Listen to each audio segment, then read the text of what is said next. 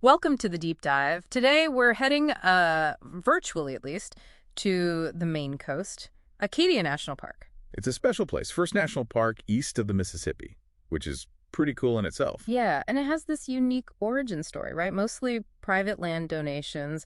Now it gets something like, what, 4 million visitors a year? Around that, yeah.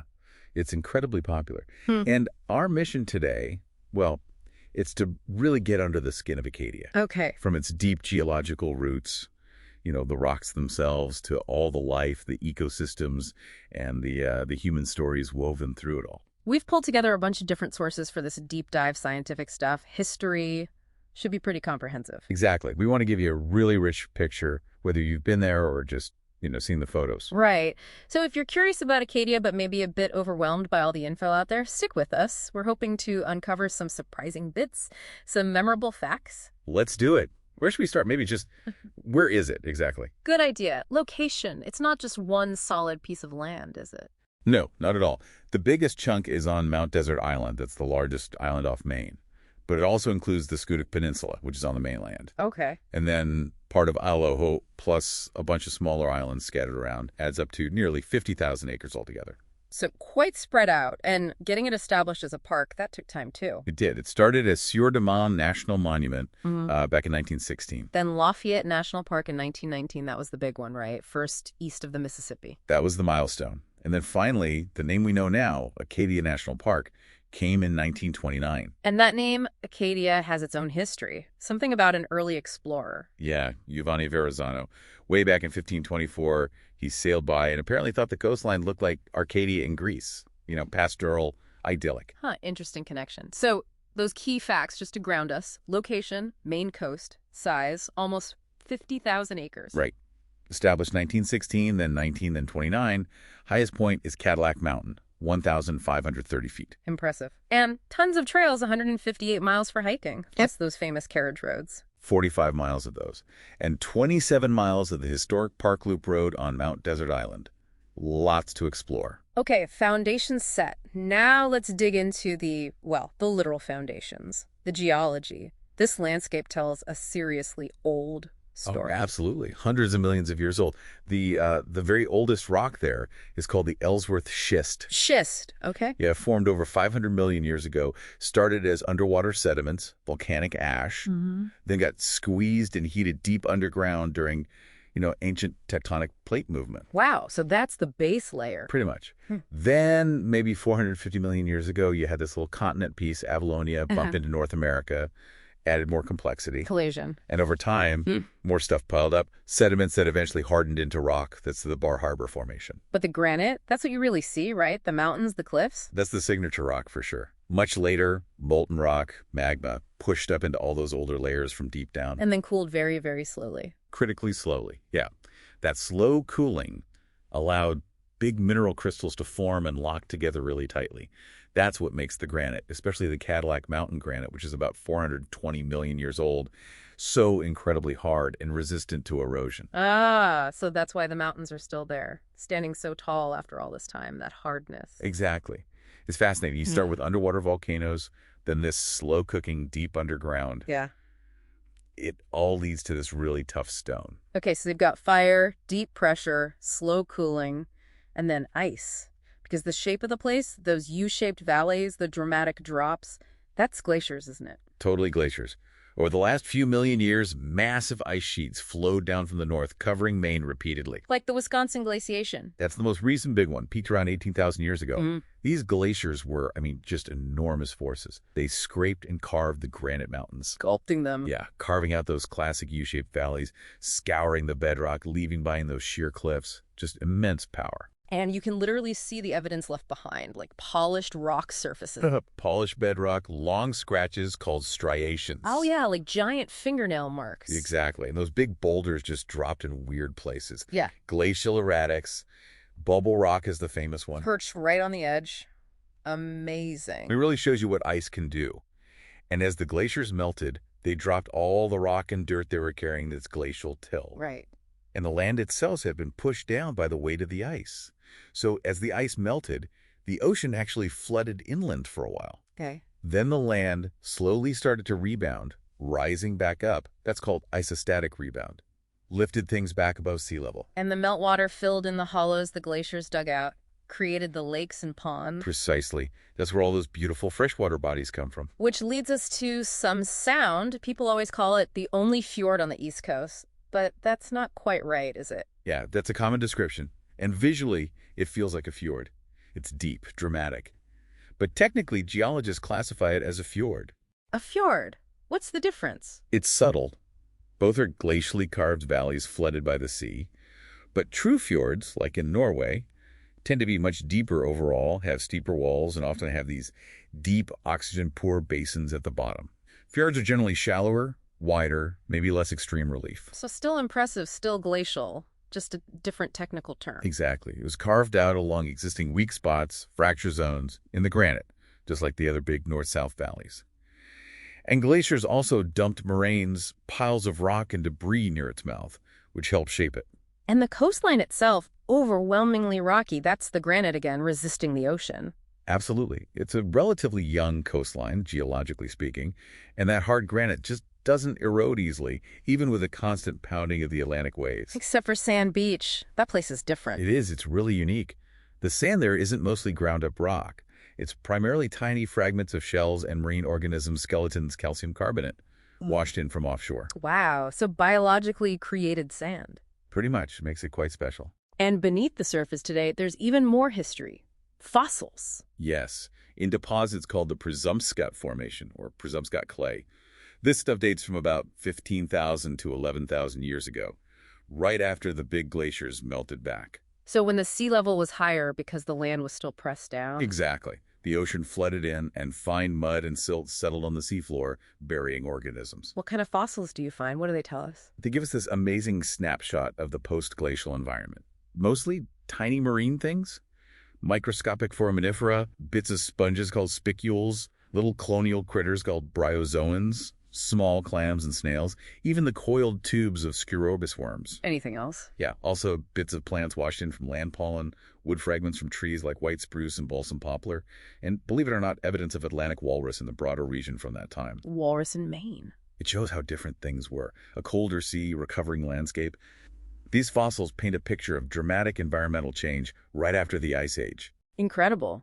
From volcanoes to ice sheets to ancient seas, the geology really sets the stage, which leads us perfectly into the living landscapes, the ecosystems. Right, and Acadia's location is key here. It's right where the temperate forests from the south meet the northern boreal-type forests, a transition zone. Which means more variety of life, higher biodiversity. Exactly. Lots of species find suitable conditions here, but it also makes the region potentially more sensitive to things like climate change, because species are often near the edge of their range. And that classic Maine coast look. The spruce fir forest, that's dominant, right? Yes, especially along the coast and at lower elevations. You see lots of red spruce, white spruce, balsam fir, often mixed with white pine and hemlock. What's it like under the trees? Can be pretty shady. You get shrubs like lowbush blueberry, lots of mosses, lichens covering rocks and the ground. It's shaped by history too, though. How so? Well, the Wabanaki used these forests sustainably for millennia. Then European settlers did a lot of logging and clearing, and the huge fire of 1947 really changed large areas. We'll definitely come back to that fire. What kind of animals live in these spruce fir woods? You know, typical forest critters. Woodpeckers, lots of songbirds, red squirrels are everywhere, white-tailed deer. Maybe harder to spot are foxes, coyotes, raccoons, otters, occasionally bobcat or black bear. Okay, moving inland from the coastal forest. The lakes and ponds, you said they're glacial. Most are, yeah. Glaciers carved out the basins. There are over 20 named ones. Jordan Pond is probably the most famous, known for its super clear water. What lives in them? Lots. Water lilies, pickerel weed, Yeah. around 29 fish species, including alewives that swim in from the ocean to spawn, reptiles, amphibians. Waterfowl like loons are iconic. And beavers. Ecosystem engineers. Definitely. They shape wetland habitats significantly. And wetlands generally marshes, swamps, bogs. They cover a big chunk of Acadia. Over 20% of the park, yeah. And they're biodiversity hotspots. Something like 2/3 of the rare plants in the region are found in wetlands. Wow. So marshes and swamps, they're wetter, stream-fed. Typically, yeah. Lots of sedges, grasses, water-tolerant shrubs, and trees.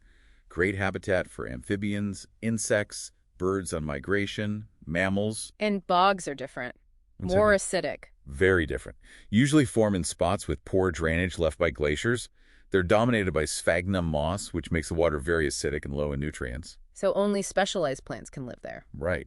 You get amazing things like carnivorous pitcher plants and sundews catching insects for nutrients, plus hardy evergreen shrubs like leatherleaf, Labrador tea, fewer animals, mostly insects and invertebrates. You mentioned the Great Meadow Wetland earlier. That's one they're restoring. Yes, it was altered by past human activity, like ditching. So efforts now focus on fixing the water flow, getting rid of invasive plants like glossy buckthorn, and replanting native species, making it healthier habitat again. Let's go back to the coast. The intertidal zone. That must be a tough place to live, with the tide constantly changing. Incredibly tough. Yeah. Huge swings in temperature.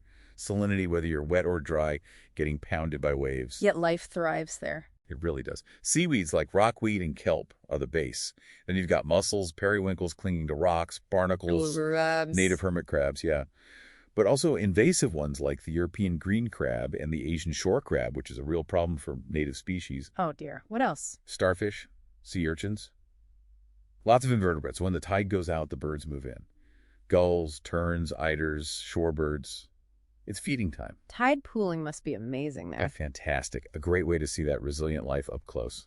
And then salt marshes, different from the rocky intertidal, more sheltered. Usually, yes. Yeah. Found in protected inlets where fresh and salt water mix. Base Harbor Marsh is the biggest one in Acadia. What grows there? Special salt-tolerant plants, Mm. halophytes, like smooth cordgrass, bartina, glasswort, salicornia. Salt. Lots of algae, too. And they're important ecologically. Hugely important. Nursery grounds for fish, vital stopover for migratory birds on the Atlantic Flyway, habitat for mammals. Plus, they filter water, protect against storm surges, store carbon. But vulnerable. Yes, to invasive plants like purple loosestrife and definitely to sea level rise. Restoration efforts are ongoing, like in Bass Harbor Marsh. Okay, one more ecosystem. The mountaintops. Way up on Cadillac and the others. What's it like up there? Pretty harsh. Strong winds, big weather swings, thin soil, intense sun. So the plants have to be tough. Very tough.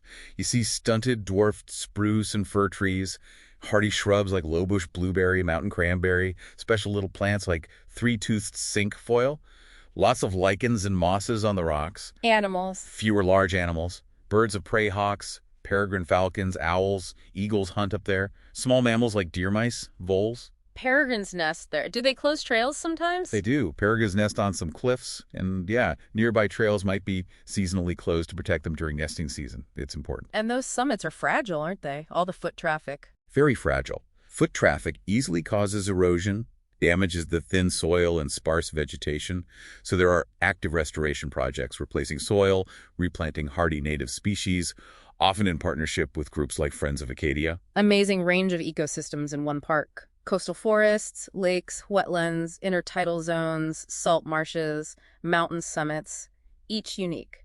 It really showcases the diversity packed into that landscape. Okay, let's shift gears now to the human side of the story, because people have been part of this landscape for a very, very long time. Absolutely. The history starts long before it was a park, with the Wabanaki people. The people of the Dawnland, their connection goes back. How far? Thousands of years. Archaeological sites like shell heaps show presence for at least 5,000 years, but their ancestors were likely in the broader region 10,000 to 12,000 years ago, right after the glaciers retreated. Wow, and they had their own name for Mount Desert Island. Yes, Pemetic. Their lives were completely intertwined with the land and water. They used the waterways, had seasonal camps near places like Some Sound, hunted, fished, gathered plants, traded. Ash trees were particularly important for things like basketry. And then Europeans arrived. Champlain in 1604. Right, guided by Wabanaki knowledge. But that arrival marked the beginning of huge changes. Displacement, devastating diseases, disruption of their whole way of life. A difficult history. Incredibly difficult. Mm-hmm. But the Wabanaki people showed, and continue to show, amazing resilience. They're still here, a vital presence. And there's now a formal government-to-government relationship between the tribes and the park. That collaboration seems important. I read about allowing sweetgrass harvesting now. Yes, that started in 2015. Enrolled tribal members can now sustainably harvest sweetgrass and some other plants in certain areas.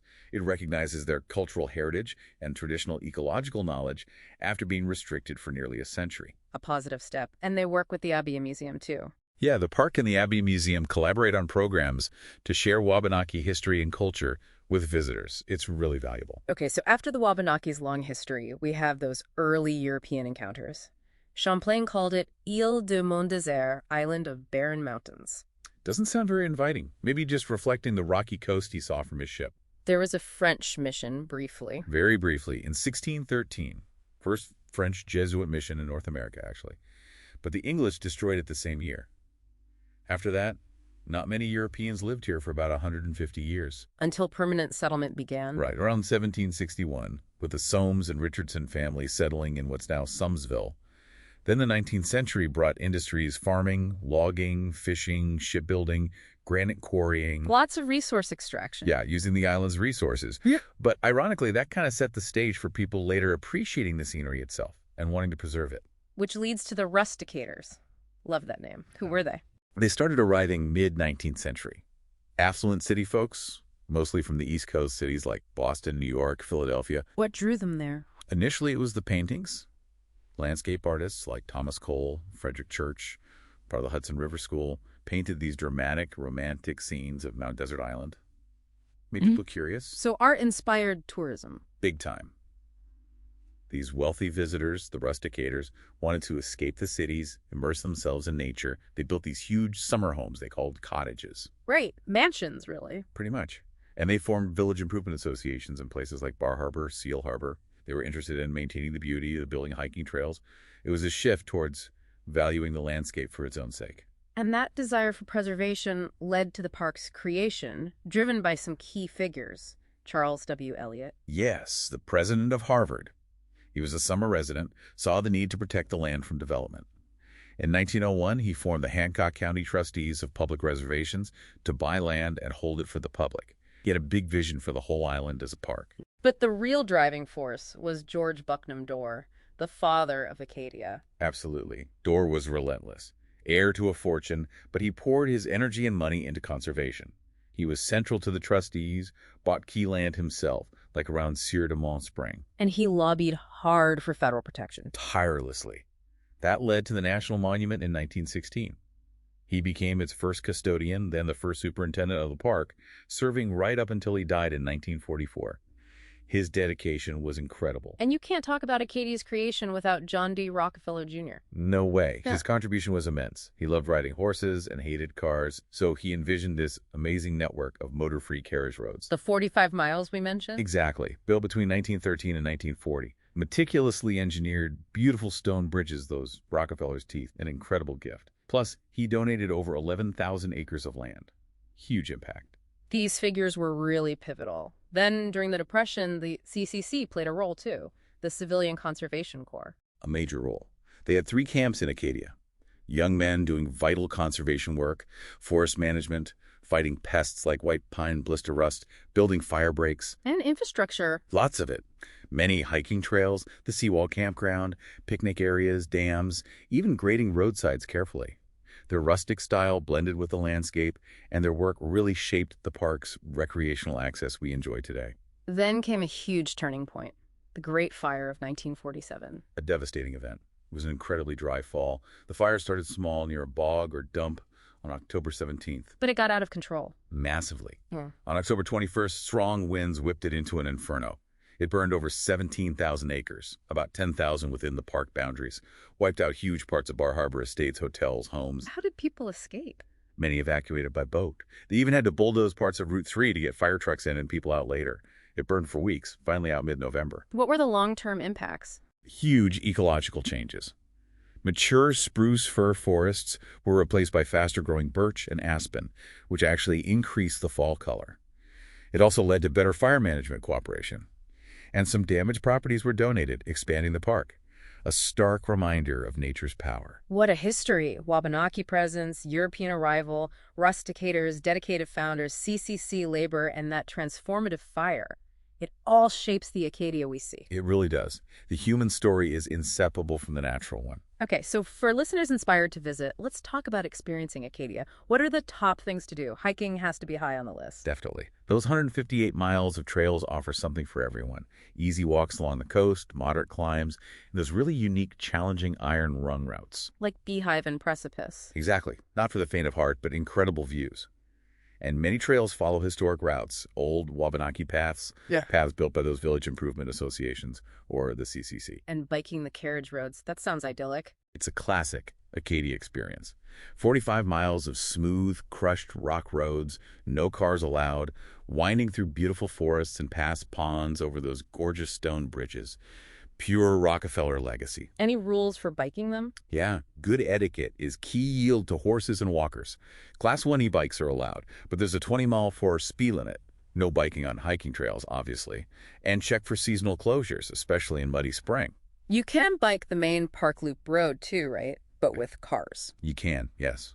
Just need to be comfortable sharing the road. For drivers, the scenic loops are a big draw. The Park Loop Road. The main 27-mile loop on Mount Desert Island hits many highlights, but it gets very busy. Parking is tough in peak season. Yeah. Using the Free Island Explorer shuttle is often a much better bet. Good tip. And Cadillac Mountain Road. That's the 3.5-mile road to the summit, highest point on the U.S. Atlantic coast. Stunning panoramic views. But you need a vehicle reservation to drive up during most of the season, mid-May to mid-October. Online only for reservations. Yes, recreation.gov. And you still need your park pass, too. Don't forget that. What about the Schoodic Peninsula Drive? That's a great option, often less crowded. It's a 6-mile one-way loop on the mainland part of the park. Really dramatic rocky coast, views of lighthouses. Schoodic Point itself is spectacular. Worth the trip over there. And being on the coast, lots of water activities. For sure. Kayaking and canoeing on the lakes and ponds, or even in some sound if you're experienced or with a guide. Lots of boat tours leave from nearby harbors, nature cruises, sailing, whale watching further offshore. Tide pooling we mentioned. What about swimming? Sand Beach is there, but brr, the Atlantic is cold. Echo Lake Beach is a popular freshwater spot. Warmer, usually has lifeguards in summer. Just remember, many lakes are public water supplies, so swimming isn't allowed in those. Check the signs. Acadia is also famous for dark skies, right? Stargazing. Increasingly so. It's relatively dark compared to cities nearby. On clear nights, the Milky Way can be incredible. You can see constellations, planets, maybe even the northern lights if you're really lucky. Where are the best spots to look up? Cadillac Summit is great if you have a reservation or hike up. Jordan Pond, anywhere along the ocean path away from lights. Sand Beach after dark, Schoodic Peninsula, seawall area. Lots of options. Any tips for stargazing? Go near the new moon for darkest skies. Check the weather forecast for clear conditions. Give your eyes time to adjust, maybe 15-20 minutes. And Acadia even has a night sky festival, usually in September. Cool. And there are specific landmarks people always want to see. Jordan Pond House. Iconic. Famous for afternoon tea and popovers, a tradition since the 1890s. The current building isn't original, but the tradition continues. Great views of the pond and the Bubbles Mountains. Thunderhole. Another classic. It's a narrow inlet where waves crash in, and under the right conditions, usually near high tide with some surf, the trapped air makes this huge booming sound, and the spray can shoot way up. Need to be careful there, I imagine. Definitely. There are railings and stairs, but watch the waves. And Bass Harbor Headlight, the quintessential Maine lighthouse. That's the one. Beautiful brick tower from 1858, perched right on the rocky shore at the entrance to Bass Harbor. The keeper's house is private now, but you can walk the grounds and get that classic view from the rocks below. Very picturesque. For visitors wanting more depth, ranger programs are available. Absolutely. Rangers offer guided walks, talks about nature and history, boat tours sometimes, kids' junior ranger programs, bike tours. Lots of ways to learn more. Check the park website or visitor centers for schedules as they change seasonally. Highly recommended. Okay, so plenty for the main attractions. But what if you're looking for quieter spots, less crowded experiences? Acadia definitely has those too. You just have to explore a bit beyond the main hubs. Like the Schoodic Peninsula we mentioned. Exactly. Being on the mainland, it gets fewer visitors. But the scenery is just as dramatic, especially Schoodic Point with the waves crashing. Great hiking, biking the loop road, tide pooling, stargazing. Plus, the Schoodic Institute for Research and Education is based there. What about Isle aux Hautes? That sounds remote. It is. You need to take a mailboat ferry over, and reservations are crucial. It's much more rugged, quieter. About 18 miles of trails, secluded beaches, real solitude. There's a small primitive campground, too, Duck Harbor. Needs reservations way in advance. And the quiet side of Mount Desert Island itself, the western side. Yeah, generally less traffic than the Bar Harbor side. Lovely hikes up peaks like Acadia Mountain or Flying Mountain, paddling on Long Pond or Echo Lake. You can bike the fire roads. Seawall is great for birding and stargazing. And those gentle trails near Bass Harbor, like Wonderland and Ship Harbor, are perfect for easy walks and tide pooling. Any specific hidden gems, lesser-known trails, or viewpoints? Hmm, let's see. Little Hunter's Beach is a beautiful cobblestone beach that's easy to miss. Near Schooner Head Overlook, if you explore a bit at low tide, there's a sea cave it's not marked, so be careful. Door Point offers amazing sunrise views without the Cadillac crowd sometimes. Jordan Stream Trail near Seal Harbor is a lovely, peaceful walk. Exploring the eastern side of Schoodic can reveal quiet coves. Even Seal Harbor Beach is often less busy. So the key is just looking beyond the main map highlights. Pretty much. Don't be afraid to explore the less famous trails or pull-offs. And general tips for finding that serenity. Timing. Timing is huge. Go early before 8 a.m. or late after 5 p.m. Visit during the shoulder seasons, May, early June, or September, October, after the main rush. Winter is quietest, but access is limited. Check for cruise ship days. Definitely check the Bar Harbor cruise ship schedule if you want to avoid the biggest crowds. Use the Island Explorer shuttle to skip parking nightmares. Have backup plans for popular spots. And buy your pass online beforehand. Smart planning helps. Now looking ahead, what challenges is Acadia facing? Climate change must be a big one. It's a major concern. The Gulf of Maine is warming faster than most of the world's oceans. That means sea level rise, ocean acidification, shifts in fish populations. And on land. Rising temperatures stress native trees like red spruce, help pests like the red pine scale spread, allow invasive plants to get a foothold. Bird populations are affected, and we're seeing more intense rainstorms causing erosion, damaging trails, roads, historic carriage roads. Like that big storm in June 2021. Exactly. Significant damage. It's an ongoing challenge. How is the park responding? You mentioned a RAD framework. Yes. Resist, accept, direct. It's a way to think strategically about managing change. Do we resist the change, like removing invasive species in Bass Harbor Marsh? Do we accept it, perhaps acknowledging that some species ranges will shift? Or do we direct the change, maybe by replacing culverts in Great Meadow to handle more water, or planting climate-resilient native species on summits? So it's about making choices, being adaptive. Precisely. Using science to guide where to put effort and resources in a rapidly changing world. Are there major restoration projects happening now based on this? Yes. The Great Meadow wetland restoration is a big one. Fixing hydrology, removing invasives, replanting natives, ongoing work in Bass Harbor Marsh, and the mountain summit restoration on places like Cadillac, repairing erosion and replanting. And research continues to inform all this. Constantly. Studying small mammals, coastal storm impacts, looking at past climates through lake sediments, managing invasive species, protecting night skies, collaborating with Wabanaki partners. It's all part of adaptive management. Of course, managing a park like this needs funding and people. Any challenges there? Always ongoing challenges. Federal funding helps, especially recent boosts from things like the Inflation Reduction Act. But staffing can be tight, sometimes leading to hiring freezes or program cuts. Advocacy groups like Friends of Acadia are crucial. The money's needed for everything from employee housing to storm damage repairs on roads and trails. It takes sustained effort and collaboration. Okay, let's wrap up with practical advice for listeners planning a trip. Best times to go. Peak season is June through early October. Warmest weather, everything's open, but busiest. Shoulder seasons, spring and late fall, have fewer crowds. But weather is variable, some things might be closed. Spring can be muddy. Winter is quietest, beautiful in its own way, but limited access and services.